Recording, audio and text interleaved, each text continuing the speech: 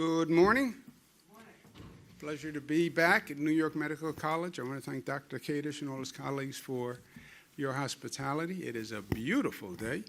To my right is Dr. Howard Zucker, who is our great health commissioner, who has been doing an extraordinary job under very difficult circumstances. To my left, we have Melissa DeRosa, who's secretary to the governor.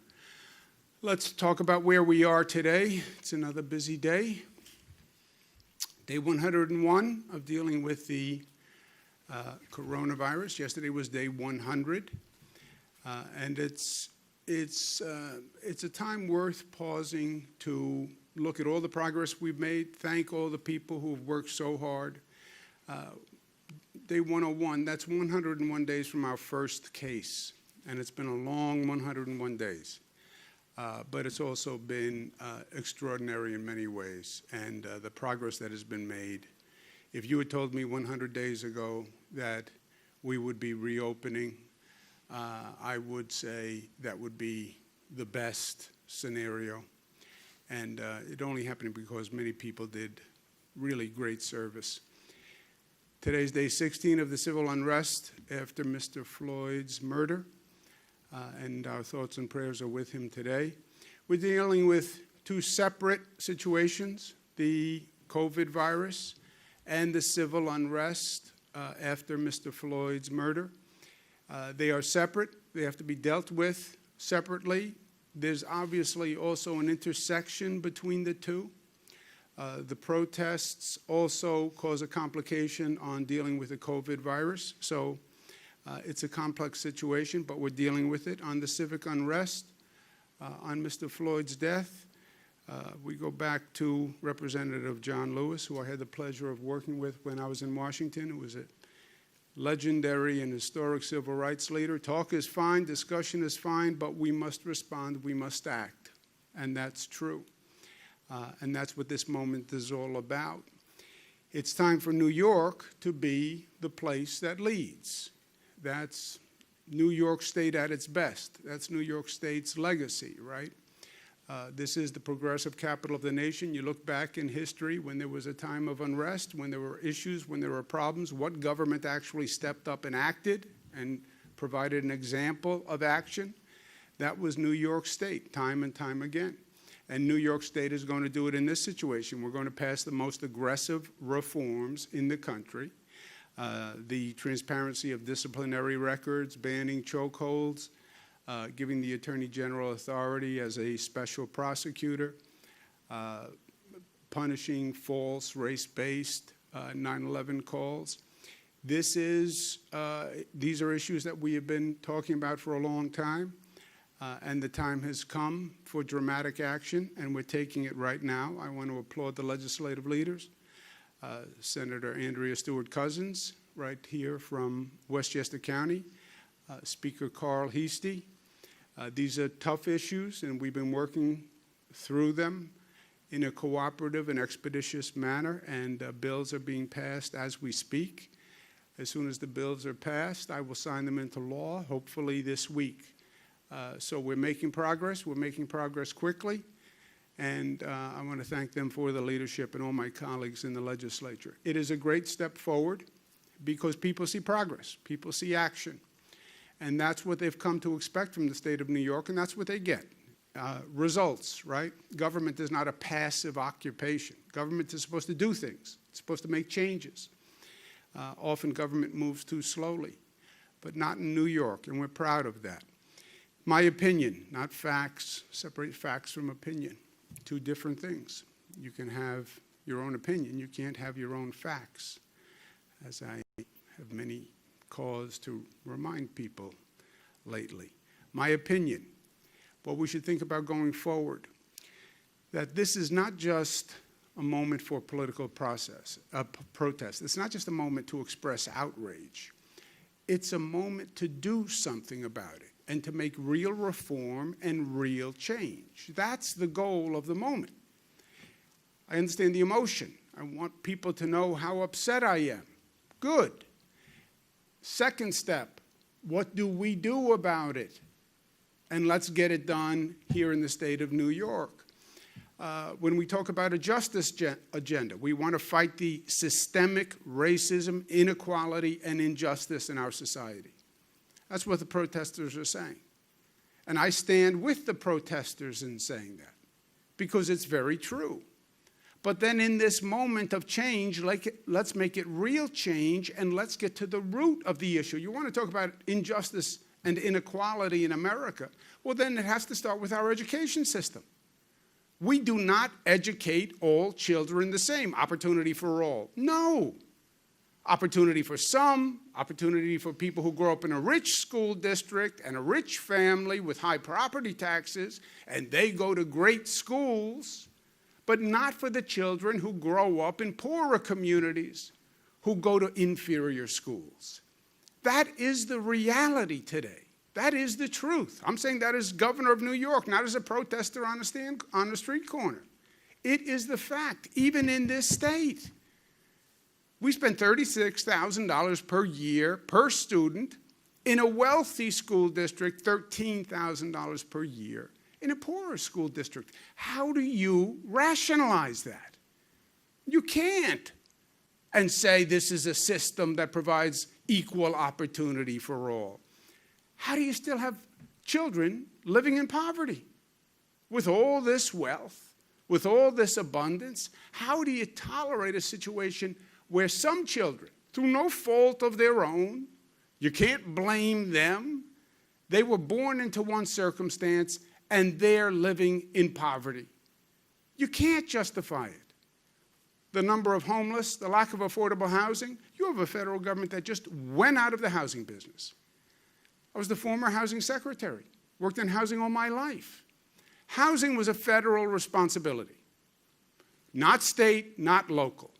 1949 Housing Act, for this nation, safe, clean, decent housing for all Americans. 1949. It's 2020. What are we doing? There's no Section 8, no Section 8 project-based, no more public housing. And then we wonder why there's an affordable housing shortage. And yes, criminal justice reform. Why do we lock up more people than any industrialized nation on the globe? That's a sign of success. Great America. They lock up more people than anyone else. Why do we have the racial disparity in our criminal justice system? How do you rationalize it? Unless it goes back to the other systemic injustices and inequality. If a person grows up in poverty, if a person doesn't have education, if a person doesn't have access to opportunity, then you see the result in the criminal justice system. This is how you get at injustice and inequality. And you can't do it piecemeal. Either attack it fully, or you will never defeat it. That's the justice agenda. And this has to be done on a federal level. And it should be done on a federal level, because it's not a New York issue or a California issue or a Florida issue. It is an American issue. And you're in the middle of an election season. Stand up and say, here's my election reform agenda. You want my support, you want my vote, here's my agenda. You're running for Congress, you're running for Senate, you're running for whatever you're running for, you want my support, here's my agenda. That's my opinion. On the immediate issue of policing, this is my opinion to the local elected officials and the police departments that are grappling with it. Don't dismiss this as an issue of the moment. Well, this is just about Mr. Floyd's murder. No, it's not. This has been brewing for decades and decades and decades. It's not just about Mr. Floyd's murder. That was the tipping point. That was the point, that was the straw that broke the camel's back. That's when it exploded. But don't say this is when it started. It started with Rodney King. It started with the murder of Martin Luther King. This has been brewing for decades, if not centuries, in this nation. It is the anger and the repulsion at the systemic injustice and discrimination and racism that exists in this country. That is the truth. Painful truth, but that is the truth. Then we have to separate the political hype and partisan rhetoric from the truth and the facts. And this is a difficult time in this country because all the rhetoric, all the hype is so extreme and so partisan and so reckless. That's why I've always said facts and opinion, facts and opinion. I can give you my opinion. It's different than the facts. What happens out there today is they put the two together. People create their own facts to advance their opinion. You want to advance your opinion, advance your opinion. Don't create facts and say to the American people, these are facts to advance your opinion, because then we can't even have an intelligent conversation. And it starts at the highest levels. President Trump did a tweet today that surprises me. Even after all the tweets he has done. You read his tweets, you get to a point where you say, well, nothing could surprise me. I've seen it all. And then you get surprised again. You get shocked again. You get disgusted again. President of the United States is supposed to be a responsible position and a responsible person. He tweeted today that the protester in Buffalo, who was hurt by the Buffalo police, it was on a video that went viral, Mr. Gugino, 75-year-old gentleman who was out protesting and is knocked to the ground by police. He's in the hospital in Buffalo. He was in intensive care. He's no longer in intensive care, but he's still hospitalized. I spoke to him the day he was brought into the hospital. The president tweets that this man may have been a member of Antifa and that he fell harder than he was pushed. Could be a setup. It's all made up. It's all fabricated. There's no fact to any of it. He accuses this man of being associated with Antifa. No proof whatsoever. No fact, just an assertion. He fell harder than he was pushed. In the video, you see him pushed, and you see a 75-year-old man fall backwards and hit his head on the pavement. What does that even mean? Fell harder than he was pushed. What do you think it was? It was staged? You think the blood coming out of his head was staged? Is that what you're saying? You saw his head hit the pavement. You see blood on the pavement. Maybe he fell harder than he was pushed. How reckless, how irresponsible, how mean, how crude. I mean, if there was ever a reprehensible, dumb comment, and from the President of the United States, at this moment of anguish and anger, what does he do? Pours gasoline on the fire. If he ever feels a moment of decency, he should apologize for that tweet, because it is wholly unacceptable. Not a piece of proof, totally personally disparaging, and in a moment where the man is still in the hospital. Show some decency, show some humanity, show some fairness. You're the President of the United States. But it's that partisan rhetoric. We have to separate the rhetoric from the reality, and we have to deal with the facts. And to the elected officials who are dealing with this all across the country, all across the state, because we have hundreds of police departments, there is no quick fix to this. There is no press release that you can issue today that will make the issue go away tomorrow. That's not what this is about. There is no political position that a politician can find that can satiate this conversation. The conversation is too real. It's not about political pandering or political posturing. It's about an honest, truthful addressing of the issue. It's time for a real, smart policy discussion and a new model of policing. This issue of policing has been brewing for decades. The militarization of the police. This is not a new issue. It goes back decades. The increase in the number of people who we incarcerate. This has been growing for decades. The racial disparity has been growing for decades. This is just an explosion of emotion about decades of unfairness and injustice, and frustrated at the lack of progress. There is no press release that is going to deal with this. Be honest. Be responsible. Say, I know the current policing system doesn't work, and we're going to reinvent and reimagine policing for a new generation and a new society, because that's where we are.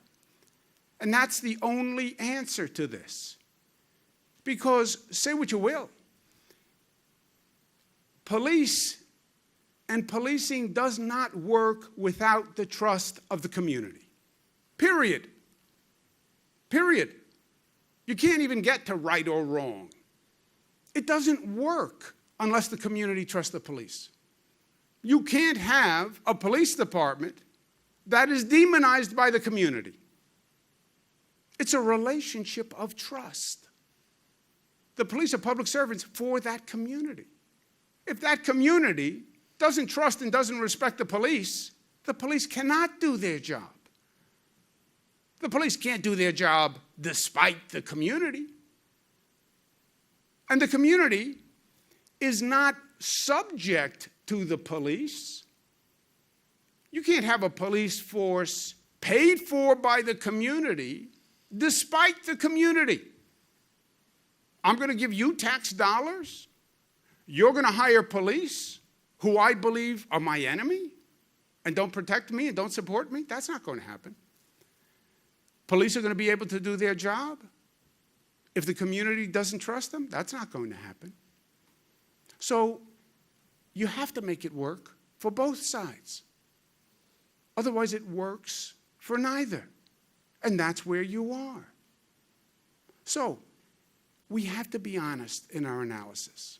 We have to be smart in our analysis. It's not about the politics of the moment. It's not about positioning and posturing, and it's not about all this political rhetoric and heat and drama and emotion. They're trying to win an election, and they'll say whatever they have to say to win an election. That's why people are disgusted with the political process. They will say whatever they have to say, and that's what you're seeing.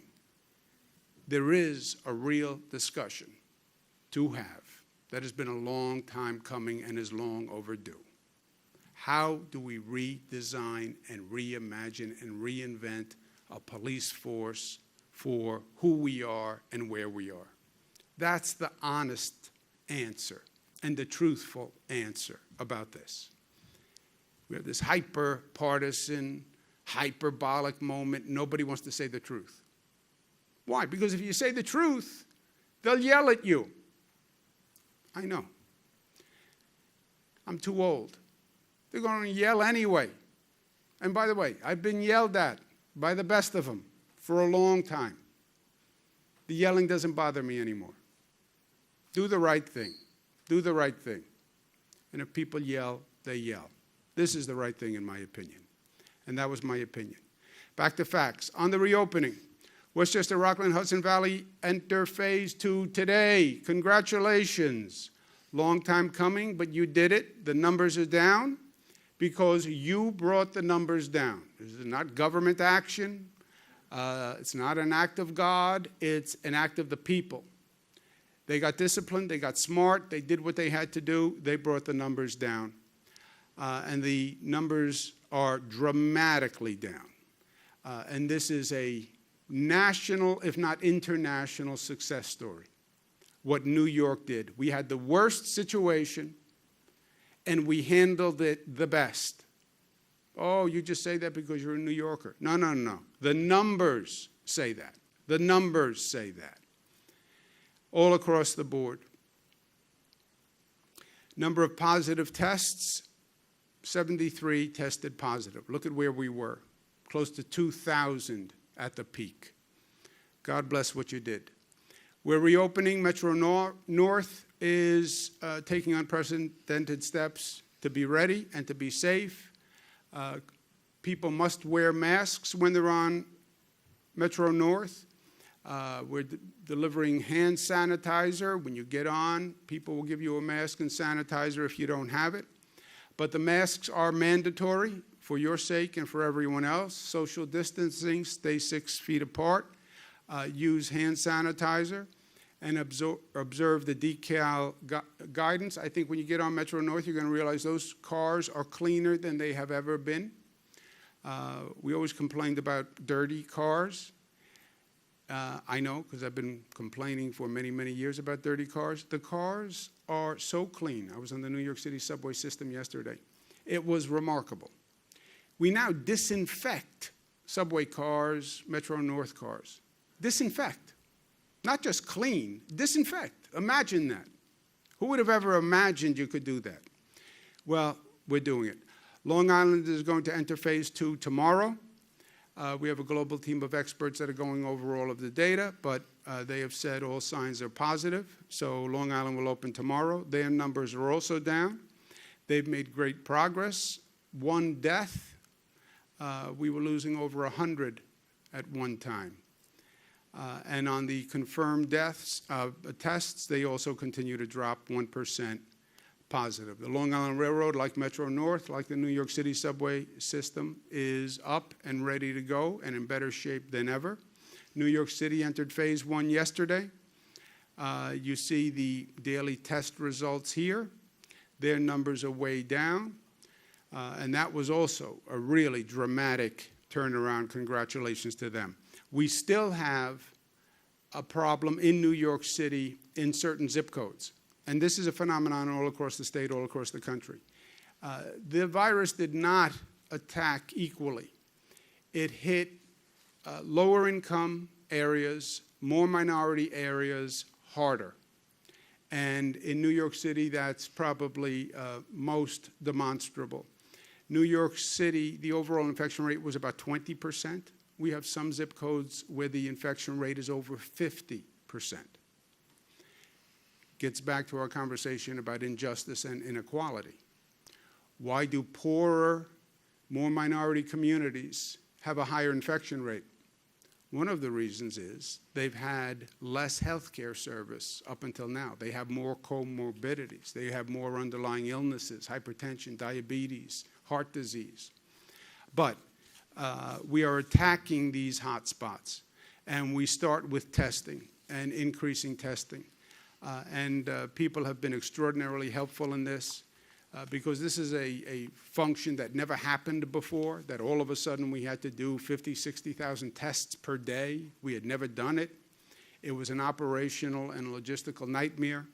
And we put up testing sites overnight. We now have 800 testing sites in the state of New York. This is all new, all created. And we've had people who have helped us, who have done extraordinarily great public service on a voluntary basis. Sean Penn is the co-founder of CORE. He's chairperson of the board. They have been extraordinarily helpful all across the country, all across the world in responding to pandemics and emergencies. And I talked to Mr. Penn about this problem in our hotspot zip codes and asked if they could help get more testing into those areas because we don't have a lot of infrastructure there. And his group came in, they mobilized, and they did great work opening up testing sites in a very short period of time that will ramp up the testing in our hotspot clusters. And I want to thank him very much for his good work. He was really, not just that he chose to do it, that says something about him and his heart and his soul that is positive, that he's an extraordinary person. But his organization then delivered. And that combination of good intent and good results, that doesn't happen often. But when it does, it's special. And it happened with Mr. Penn and CORE, and I want to thank him. I think he may be with us today. How are you, Sean? I'm very well, Governor. Thank you. I just wanted to thank you so much, and CORE, for what you did. Those hot spots are really an injustice on a lot of levels. Also, that's the place where we'll see the virus spread. So what you've done, opening up those testing sites, getting it done as quickly as you did, I can't thank you enough. We're proud to be in partnership with you. You've been a time capsule of reason that we need in this time, and it all affects the, with CORE, we're looking at the fall and say, let's work backwards and say we did the right thing.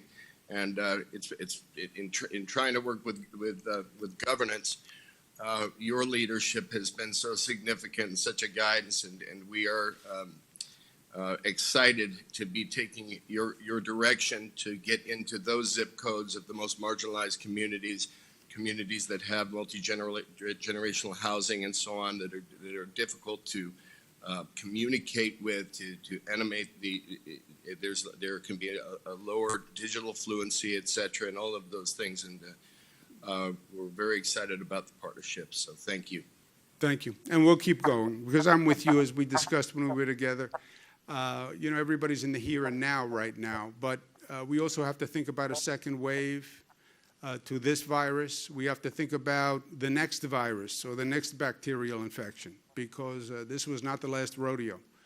That I think all informed pieces would admit. So we're learning from this. We're going to build an infrastructure.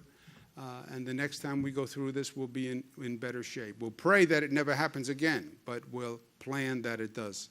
Thank you, my friend. Thank you so much, and thank your whole team for what they're doing. Every New Yorker thanks you. We owe you one. Well, we thank every New Yorker, the extraordinary commitment that they've made in flattening the curve, and all of those extraordinarily heroic frontline workers have been a real inspiration to all of us. Thank you. Let me know when you come east. I owe you a meal. I'll take it. Thanks, buddy. Thank you, Sean. Thank you, Mr. Penn. So we thank Mr. Penn for what he's doing, and we're going to keep doing that. Every region of the state is now reopening, so we need to look at the facts and the numbers through a different lens now. We're all reopening. Everything is reopening. The question now is, could there be any spike in the rate of transmission upon reopening? That is the relevant question. This is a whole different universe for us now. You're reopening, people are getting back on Metro North, are getting back on trains. Could you see a spike in the virus? You have a lot of protests, people in close proximity. Could you see a spike in the virus? About 600,000 people are coming back to work in the metropolitan region. Can you see a spike in the virus? So now what we want to look at is the day-to-day testing that we're doing, okay? In some ways, the number of deaths right now is not important. The number of deaths are so low that really comes down to how they classify the cause of death for those people. Was the cause of death heart disease or hypertension or heart attack, or was it the COVID virus? But the number of deaths are so low, thank God, that number is no longer really that informative. The day-to-day testing is, what does that mean? We do about 50,000 tests every day. 50,000 tests every day. Watch that daily number. That's like getting your blood pressure reading every day, your cholesterol count every day. You know exactly how healthy your body is if you get those numbers on a daily basis. You look at that day-to-day testing number, you will know on a day-to-day basis what is happening. And that's what elected officials should start looking at, and that's what citizens should start looking at. So we're going to design a new dashboard. When we started this, we put up a dashboard so that citizens and elected officials could go to a website, they look at the dashboard, they'll know exactly where they are. And when we started this, a big part for me was about informing the people, because people were going to do this. Government was never going to do this. I could just provide the information, but then they had to get the information, accept the information, and be smart about the information. So last time we went through this and we were designing a dashboard, I wanted to be creative because I wanted people actually to look at this and understand it and want to go to a website and take the 30 seconds it takes to pull up the website. So I said to my team, the most attractive dashboard that was ever created is in a 1967 Corvette. That happens to be my opinion. But I said, now that's a really attractive dashboard. You know, you like to look at that dashboard. If we can put up a dashboard and design a dashboard that looks like that, believe me, people will go to the dashboard and check it, right? You can go to any website, but if this is the website, you say, let me go. And then I said, with miles per hour, you could put day-to-day infection rate, where the RPM is, you could put the hospitalization rate, and just look at it as gauges. And I explained this to them, and they all looked at me, and they all nodded. And this is the dashboard they gave me. So, you know, I said, all right, you didn't really fully capture what I was trying to say, but I said it nicely. So now we need a new dashboard. So I went back to the same team after this miscommunication last time, and I said, look, I want you to think about a 1968 GTO dashboard, which second to a 1967 Corvette is the second nicest dashboard. I said, now that's a dashboard you like to look at. It's that fake wood grain, tack, spin, and put the numbers in those gauges. Yeah. This is the dashboard they gave me. Okay. So it's not the most artistic or creative, but this is the new dashboard, and this is what people should look at every day. Hospital administrators, elected officials, citizens. The percentage of positive tests per day by region, and then you can look at it by county. This is the number to focus on. How many tests did we do yesterday in the region? And what percent is positive of those tests? So Capital Region, we did 1,889 tests. Just yesterday, 18 people were positive. 1% is roughly what the 18 is. This will tell you on a day-to-day basis if you start to see tremors of a spike. And if those numbers start to move, then you want to know right away why and how. You see the numbers start to move, you go to those 18 people who tested positive in the Capital Region. And the tracing operation then talks to those 18 to try to find out who those 18 were in contact with. Who do you live with? Who do you work with? Where were you? Who did you get infected, possibly? And then you call those people. But tracing can also lead you to a situation that caused the infection. Maybe 5 of those 18 all work in the same place. Oh, now let's go look at that employment center. So this is the new dashboard. This is the new focus. We're all concerned about the same thing. Is there an increase in spikes? And this is going to do it. You can look at it by region and by county. And these are the numbers by county. Westchester County, 2,500 tests yesterday, just yesterday, snapshot, 35, 1.4%. Now, the numbers are relatively small, so day to day you'll see some up and some down. That shouldn't set off any alarm bells, but if you see it's ticking up and it's ticking up for a number of days, then it's something that people have to pay attention to. So we're in a new phase. We're feeling good. We've done great, but we have to stay smart because reopening resets the whole game. When you reopen and people start coming out, in some ways, you go right back to day one. And we know as a fact that reopening has very often caused problems. We know as a fact that reopening other states, we're seeing significant problems. Florida has the highest number of cases yesterday. Wall Street Journal, 12 states that reopened are now seeing spikes. This is a very real possibility. Countries around the globe that reopened are seeing spikes.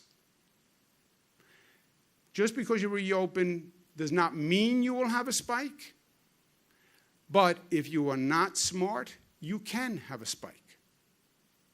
We need to be as smart and diligent as we were up until today going forward. And my hesitancy is, well, now people think it's okay. Oh, we're reopening. Well, then we're fine. No, we're not fine. We've made great progress, but we have to stay smart. We have to stay disciplined. Last point today, we pray for the family of George Floyd, not just to lose a loved one, but to lose a loved one the way they did. And that video they'll have to watch for the rest of their lives. So we wish them peace as they have their memorial service today. And we will handle these situations, and we will handle these crises, and we will be the better for it because we are New York tough, smart, united, disciplined, and loving. Thank you for having us. Thank you, Dr. Cage. Questions? Governor, as you know, the city council is now taking up a number of police reform bills. I'm curious if you think, some of them, for example, the chokehold bill is not as comprehensive as the state one. Does the state kind of supersede the council in this case? And what do you make of the inertia of the council? I mean, here we are basically 6 years after Eric Garner's death, and they're just now moving to do a bill regarding a chokehold. Your thoughts on that? Truth, there's been inertia nationwide. Inertia nationwide. I was in Los Angeles for the Rodney King situation. I was in the federal government. President Clinton sent me to Los Angeles. And Secretary Ron Brown, who passed away since then, God bless his soul, for Rodney King. What has happened since Rodney King? What has happened since Martin Luther King, Dr. King's death? But yes, there's been inertia nationwide. Now, in this moment, Zach, I'm less interested in these knee-jerk political responses of the moment. And you see it all across the country. All of a sudden, politicians are saying, well, I'll do this, I'll move this bottle of water from here to here. That's not the answer either. This has got to be a fundamental rethinking. This is 30, 40 years of police tactics and criminal justice policy that hasn't worked. You go back 30, 40 years, you see that number of institutionalized people going right up. Militarization of the police going right up. Number of police going right up. You know, you can go back to legislation that was passed in the 90s. You can go back to the post 9/11, where police became not just police, but anti-terrorist, an anti-terrorist force, more military equipment, et cetera. This has got to be unpacked, and this has got to be thought through. The state agenda, I feel good about because we've been talking about that for years. You know, I put the Attorney General as a special prosecutor 5 years ago. So our reforms are smart. Our reforms will be in place statewide. You're right. They're over any local city's actions. But this has got to be thoughtful and smart and deep. Don't lose the moment and the opportunity of the moment with cursory public relations reforms. I'm not interested in that, right? You seize the moment, carpe diem, seize the moment, carpe momentum, to make real reform. And that's what I've always done. You, unfortunately, had a closer view than most. After the Sandy Hook massacre, where the nation stood up and said, enough is enough, we passed real gun safety reform. Not a press release. It was real, smart, thoughtful policy. That's what has to be done now. You have to reimagine the police department on a fundamental level. And how did we get here? The system just evolved. But it doesn't work. And it doesn't work. It's not even a question of who's right, who's wrong. They're both right. Because if it doesn't work for either, it doesn't work. If it doesn't work for both, it doesn't work for either. It's like a relationship, right? It's like any interpersonal relationship. If there's no trust between the two, it doesn't work. There is no police department that's going to work without the trust of the community. And the community is not going to pay for a police department it doesn't trust.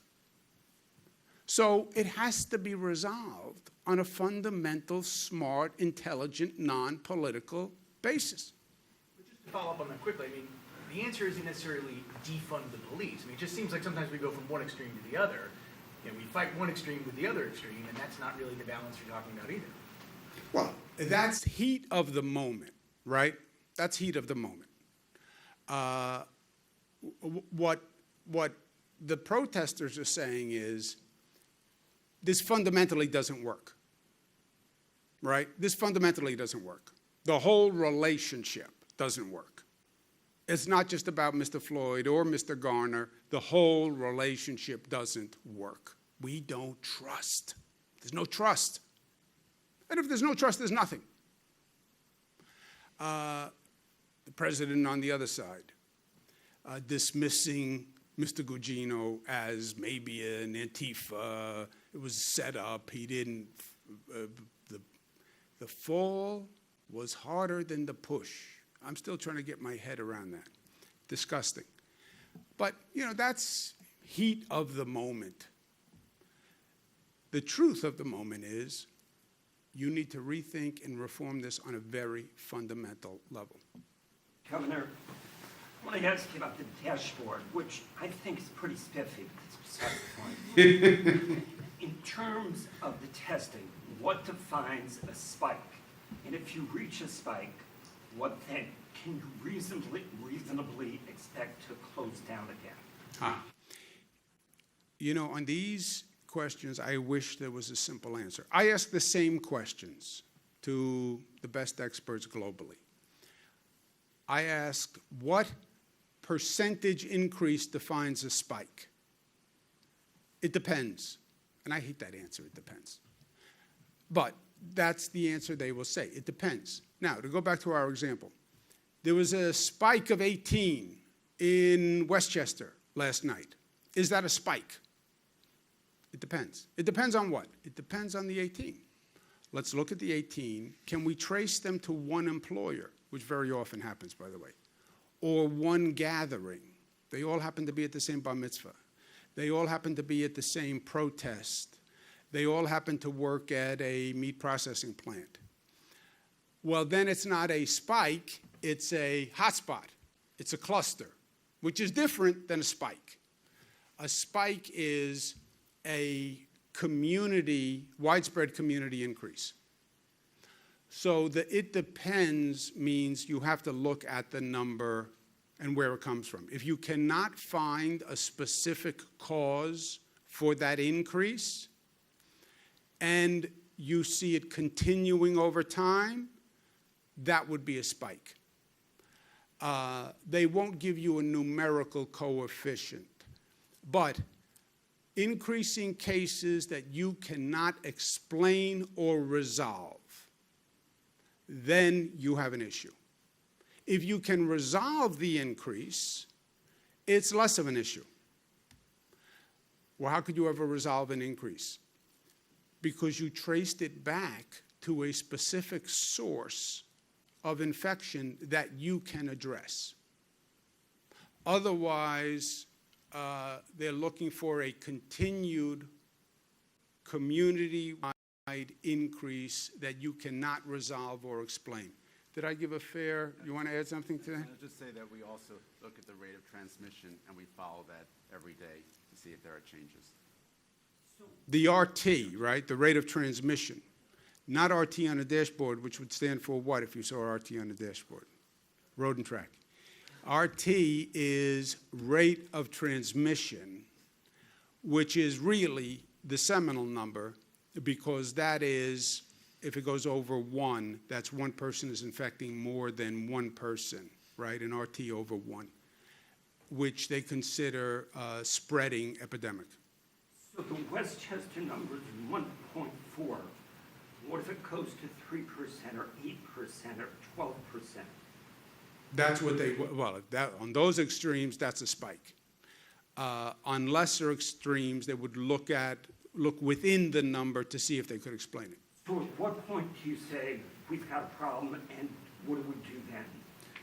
What you would hear, you'd hear it incrementally.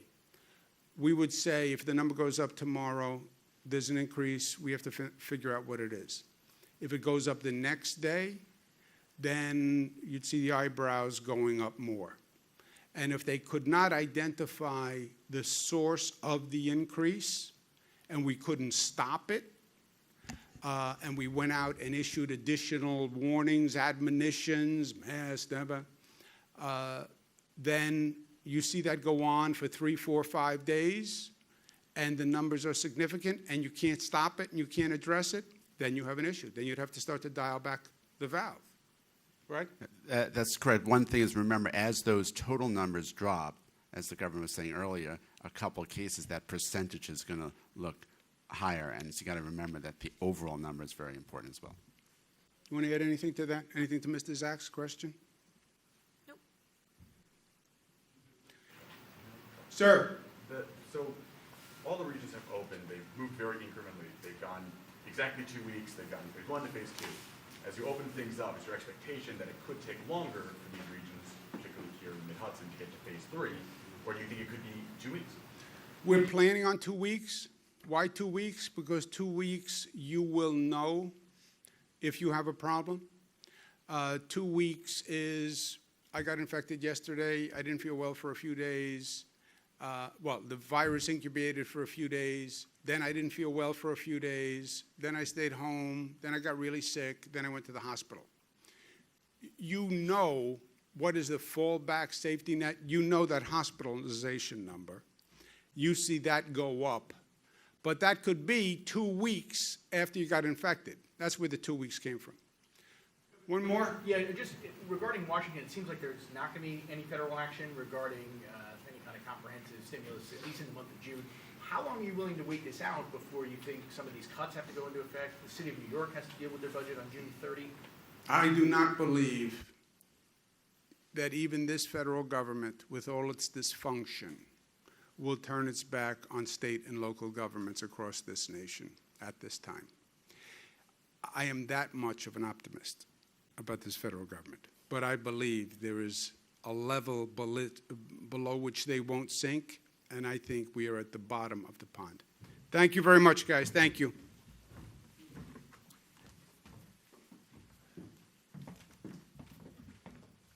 Thank you. God bless you. Thank you.